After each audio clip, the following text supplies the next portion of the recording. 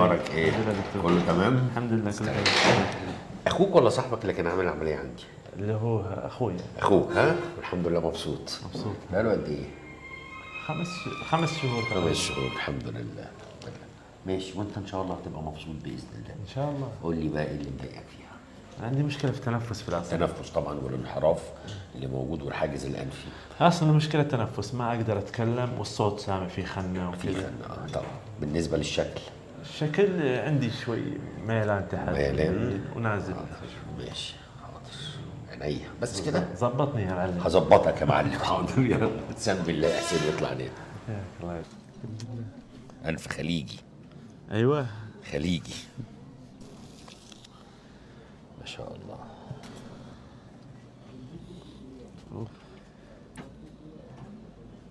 هذا الشكل النهائي الان. لا ده مش الشكل النهائي، كيف؟ ده 60 70% من الشكل النهائي. يعني انت مبسوط بيها كده؟ ايه كويس. دي لسه هتبقى احلى، دي لسه مورمه.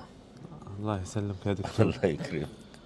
ايه رايك؟ على 10 على 10. الله يخليك. الحمد لله.